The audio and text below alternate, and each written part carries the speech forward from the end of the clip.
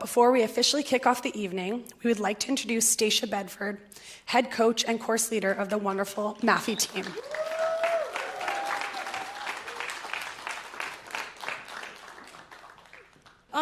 Thank you so much to each and every one of you for coming here this evening.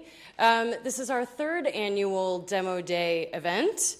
We're a bit further east now, as you could see, but I appreciate you all making your way out here this evening to support the course. Of course, I cannot do this by myself. There were lots and lots of people who were part of making this evening possible. I don't want to rattle through all of the names, so I just threw everyone up here on this slide. But also just want to quickly talk to you about the course for those of you who aren't familiar with what we do. So MA Fashion Entrepreneurship and Innovation is a very different course than other courses here at London College of Fashion in that we are part of the business school, but we're very, very practice-based. So similar to the design courses, our students learn by doing. So, and actually, I keep calling them students, but actually we call them team entrepreneurs because they are a wider team of entrepreneurs who share their knowledge, skills, and abilities to help each other build their brands and businesses. So this night is really to celebrate them. We've got our top 4 final pitches, and later on, we will go up to the ground floor and enjoy the rest of the team entrepreneurs' hard work in Geo9, where they will be showcasing all of their wonderful projects and prototypes. So thanks again for being here, and without further ado, I believe we've got our wonderful podcast team designing tomorrow.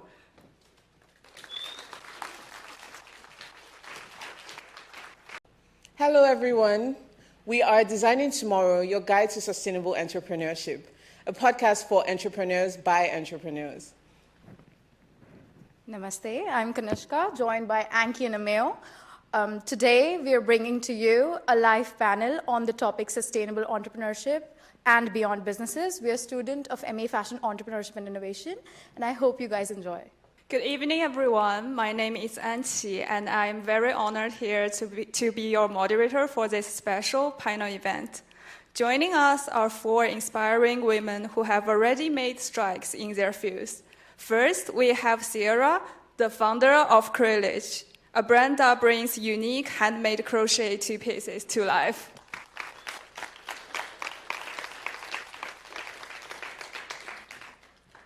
Next, we have Emma, the creative mind behind Isla, known for its exquisite and playful handmade bags.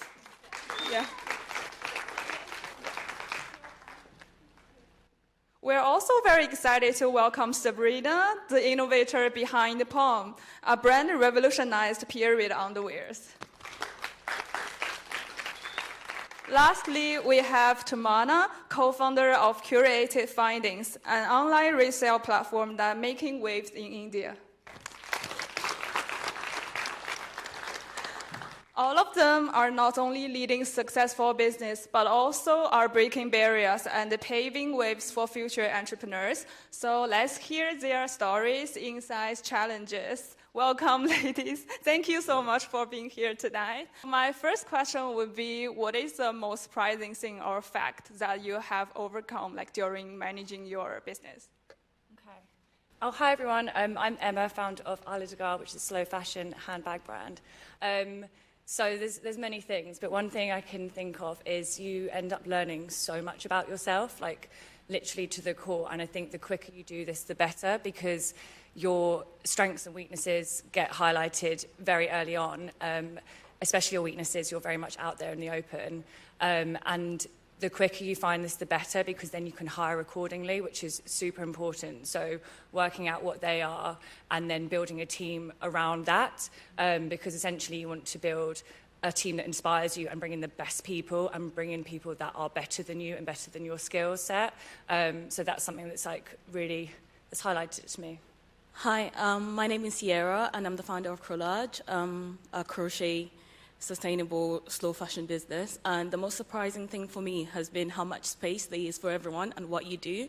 My background is not in fashion. I graduated in chemistry, so you can't think there's much space for you there, but there was space for me, and people welcomed me with open arms. So I think no matter what your idea is, there's space for you. There's someone that's willing to support you, and people willing to ride your wave with you. I'm Sabrina. I run POM, a period underwear brand. And the thing that I've learned that stood out is that everything will take longer than you think it will. And that's okay, and it's okay to not get it right the first time, but just keep going. I just keep telling myself that 80-20 rule.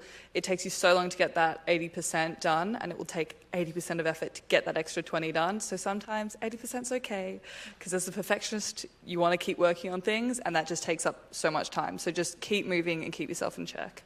Hi everyone, my name is Tamanna, and I'm the co-founder of a fashion resale platform in India, Curated Findings. The most surprising thing for me is that as an innovative and non-traditional business, your job is not just to sell, but it's also to educate your consumers. You have to keep on educating your consumers to make sure that they know what you're selling, why you're selling it, and why it's important for them to make different choices. And at the same time, you need to make sure that your products are pretty. You have to, this is a fashion brand, it's a fashion business, and fashion is an extension of people's personality, and you have to make sure that they're able to communicate it through your clothing. Yeah, just like what Sabrina just said, be patient is very important, especially for sustainability if you want to do sustainable brands. So I'm just very curious about what does sustainability mean to you, and what is your definition for that? Sustainability is literally at the core of our business because we don't create new items, we curate. So we prefer curation over creation. And everything that we do is based on sustainability. I was introduced to sustainability by a very dear friend of mine while I was doing my undergrad. And ironically, I wanted to start a mass fashion brand out of India, which would compete with the likes of, say, Zara or H&M. But it changed everything for me. So that was a huge turning point for me when I was introduced to sustainability, and I never really looked back. I was really devastated when I got to know that the industry that I admire the most and I want to build my career in is based on so much evil. And it just changed the way I looked at things, and it was a setback, but in a really good way, because I started to read and research about everything that sustainable fashion means.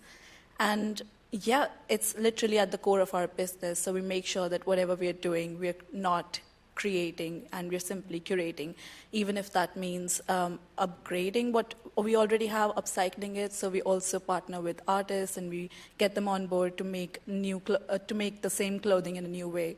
And that's what we do through our new line called Recreate. Sustainability is quite hard when you're making a new product. So how I incorporate it is measuring it by the waste that we're saving by this product, and how I can make my product have as much longevity as possible. And also at every stage of its creation, where can I work on being more sustainable, from the materials we're using to how it's getting to our consumers, to then how the consumers can use it. So keeping that in mind at every stage. And sustainability for a small business, I'm not even a year into our launch, and it's always going to need more work on. But yeah, just keeping that in mind at every stage of both my work and for the product, I think is what I hold close. To me, sustainability, both personally and business-wise, is doing what you can in what is in your control, and making sure you do it as to your best ability to make it better for the planet. So that is my day-to-day. The people I work with are passionate about these things, and making sure whatever they do, whether it's removing the packaging, making sure you reuse it, making sure you use it as many times as possible before you go to the landfill, as well as reworking. So I work with crochet, quite a lot of samples being made. We rework the thread, so you take it out, rework it for something else, rather than having a batch pack of samples that you're not going to use. So that is how we focus on sustainability through that. But yeah, also I feel like this word is really, really huge and daunting, and I'm not going to lie, I didn't really think about it too much when I launched, because I feel like circularity and people are two main things that kind of were just already ingrained, and starting a brand anyway, you can't tackle everything. So I really feel like you need to find out what impact you want to have and what values you have as a person and what is in your brand, and then take that forward, because you can't tackle everything. It's literally a huge umbrella, and it covers things from like obviously climate change to gender equality to paying your workers properly. So those are the two things we focus on, and that's our people and circularity. So we've been launched with Her, which is the rental platform, since we launched about 3 years ago now, and that tackles our circularity problem, putting things back into it. People renting for like weddings is so popular at the moment. And then also last week we launched our pre-loved platform on our website. So instead of going through a third party like Vinted or Depop, that is integrated in our website now. So it's keeping everything within our community and on our website. So those are the things that are really important. And also a made-to-order business model. That's been the case since we launched, and that hopefully will carry on as we grow larger. It's hard to say, obviously, because I do want to grow a bigger brand, and obviously the people that you have working for you, I just want the team to keep growing, but a made-to-order business model is quite tricky when you're trying to scale up. But I feel that's really, really important to tackle our waste issue, and also our bags are made with one material, so we're also now going to look into ways of like as you were saying with crochet, like unraveling it and then being able to recycle that mono material. That's in the long term, but yeah, those are our core focuses, and then the materials will come later, because you can't tackle everything, and it's so huge. It's very hard, and it's just like, yeah, it's too big. If you wanted to tackle it, then it's hard. Why did we start a brand, sort of thing? So, yeah. Yeah. So I think all of these are very amazing answers, and all very very inspiring for me. So for the future entrepreneurs, do you have any advices for someone who wants to do sustainable brands or wants to step into sustainable industries? For me, it's just start as little as possible, because being sustainable, it's really hard to outsource, find the right manufacturers, find the right materials. It's a big process. So start with as little as possible, whether that's like £2 or like a charity shop piece, like cut up, like start there, and you'll find your way through it, because there's not a path. Like there's not a lot of businesses that have created a path for you to follow, so you have to like forge it yourself. I mean, for my business, it was a bit different because I actually can't make the period underwear myself, as much as we would like to. So yeah, putting the effort into finding the right people and finding where it's coming from in the sourcing. But in terms of my advice in starting one, find a problem you want to solve, find a niche. I was personally very unhappy with the waste I was contributing, just in general, and then when I added up the numbers of how many pads and tampons I had already used in my life and what my expected usage was, didn't sit comfortably with me. Picked that niche, wanted to solve it, tried to find the best way to do that is sort of my advice. Yeah, pick a niche and do it well. These are really great advices. So my advice is be passionate about what you really want to do and why you want to do it. You should live, breathe, eat, sleep your idea, your reason of doing what you do. And I would say learn at someone else's money as my business advice. You go in the industry, work for someone else, and experiment in their businesses. You learn so much by working. And then when you come back and do your own business, you will be sure that you don't spend the same money in doing the same mistakes that they were doing. So you're going to learn a lot by working for someone else, yeah. Yeah, mine was quite similar to yours about being passionate, actually. Because if you can't start it without that passion, and it will just trail off, you have to do it because you want to, because it does become and consume your life. And also to get out of your comfort zone. I feel like I've been running for 3.5 years now, and this year is the first year that I've done something like this, and it was at the start of the year. I was like, right, you need to get out, because that's the only way that you'll be able to grow. Just get out of actually doing the things that why you started the brand. Speak to different people, come into real life conversations like this, go onto podcasts, because that really helps building your network and confidence and growing all your contacts. Really, that's a really huge part of it as well. I think a lot of us started from our passion. It's a very personal thing for us, but in time goes by, it gradually becomes something that relates to public spaces, relates to communication and education. So I'm just wondering, how do you communicate this message to your audience, and how would you make sure that it's effective. I mean, we've got the privilege of being in an era of social media, and the fact that we have platforms like Instagram and TikTok that have the potential to go viral is very exciting, but also very daunting. And things that you put a lot of hard work into to make look beautiful don't do well, and then a funny skit that's relatable does really well. So try everything. And I mean, I know we were talking about it before, but how we connect with our brand and whether there's any separation between our personal identity and the brand identity. I don't think there is, but I don't think it's necessarily a bad thing. When I talk about POM, I say, like, I am POM and POM is me. And I think that's why I can very happily go to sleep thinking about it and wake up thinking about it, is that, yeah, as daunting as it is and draining, like, I'll have a fun idea and I'll actually be in a position where I can put that out there the next day, and I have an idea of content, I can make it, I can produce it, and I can get it out there.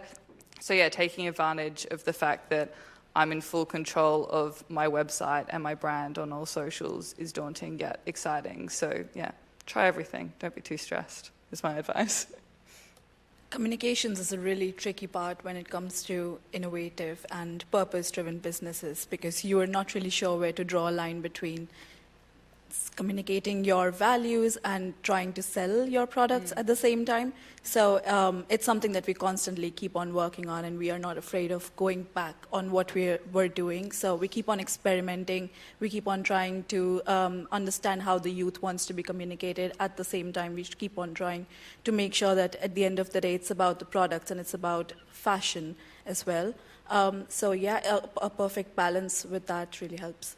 So for me, it's been staying authentically myself, because these are my values, these are my core values. I care about sustainability, I care about like the designs of the products I produce. So it's easy for me to like go from within, as long as I stay authentic to myself and don't look at what the person next to me is doing.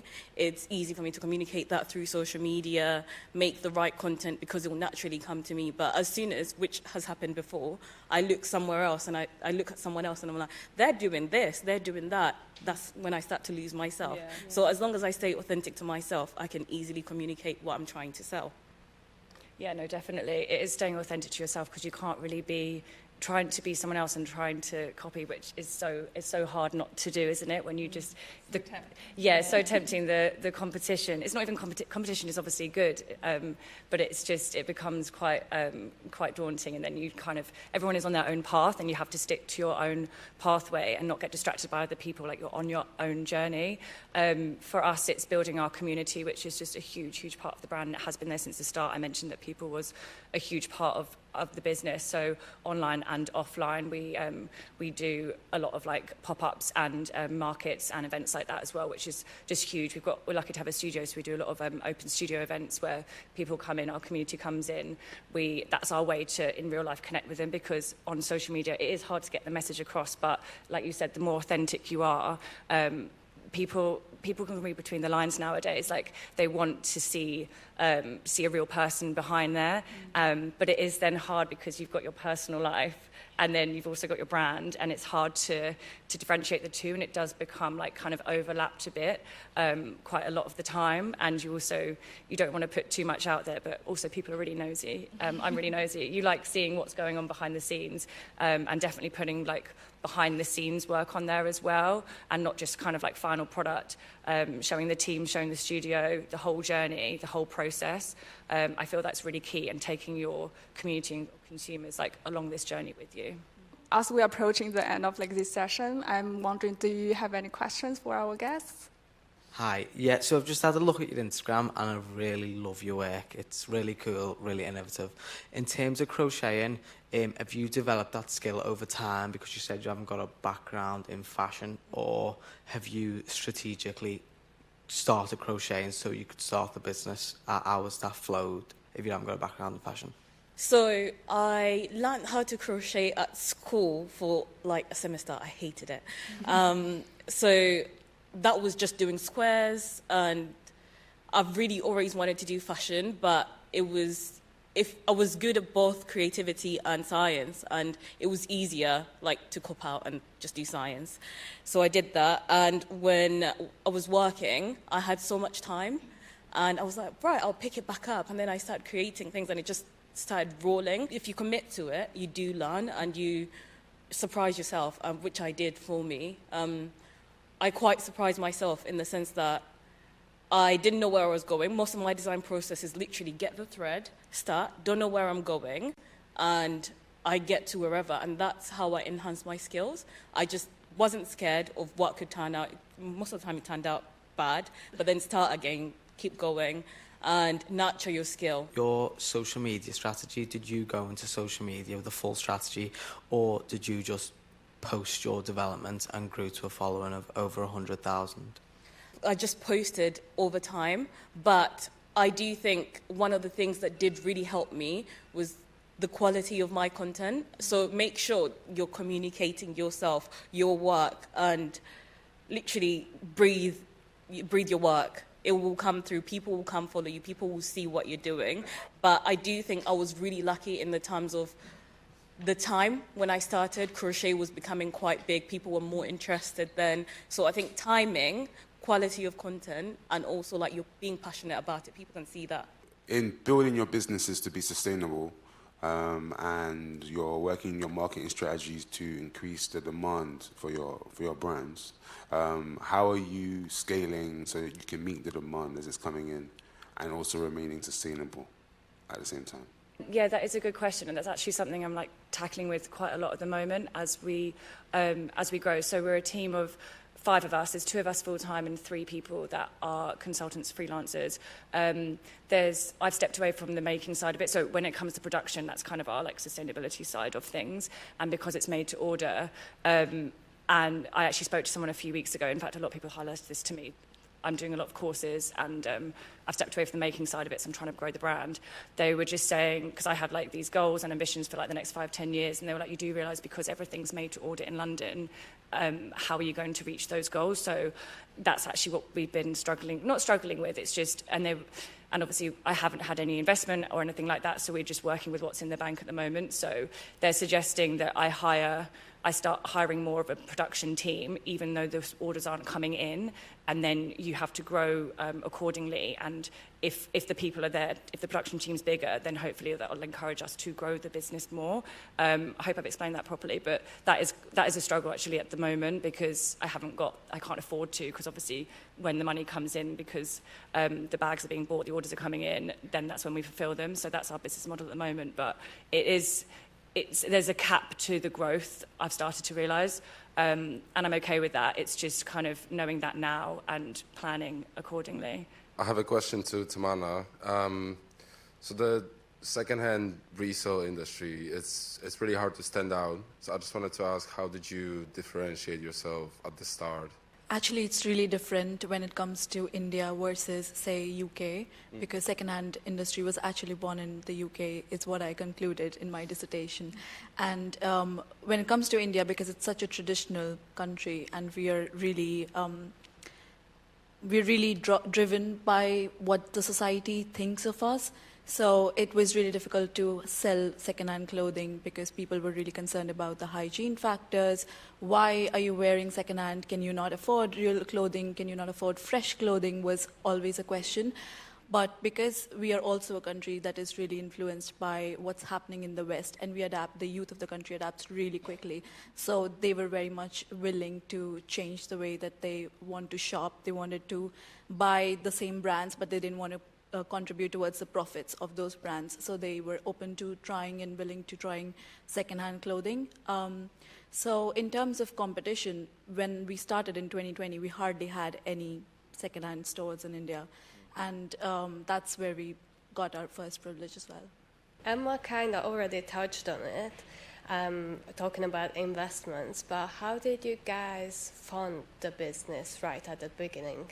For us, we were bootstrapped. We're still bootstrapped, and then we were reinvesting whatever profits we had. At the moment, we're looking to get more government grants, so that's something that we're looking forward to. I've got a very interesting business model where it started as an idea that I had in a way to keep my own marketing and design skills in check for a product that I already loved and how I can make it better in the space, and then happened to accidentally pitch when I was telling my father about it, and he thought this was great, went off and did his own research, and then neither of us couldn't stop thinking about it. So my investor is my dad, my mentor is my dad. So yeah, very weird specific, but it has its own challenges working with family for sure. For me, mine started as a hobby. So I started making these things, and I wasn't intending to sell it. And then people started coming to me, but basically started from the first piece of yarn I bought, didn't take it too seriously, and then like about a month later, things started coming in, and it just kept going, and currently it's all been funded by myself, but would look into investment in the future, but I haven't really gone out to get any investment. I've kind of rolled it, made it, and then reinvested it. I actually only put like £500 of my own money into it and then pay myself back, which doesn't sound like a lot, but I was working full-time for the first year, and the outgoings were really low because I didn't employ anyone, and the material cost is literally just the crochet ribbon, and I was funding like a lot of it, so again, really low. I haven't had any investment or anything since then, but you just got to be super clever and careful with money from the outset, and yeah, my outgoings were really low at the start.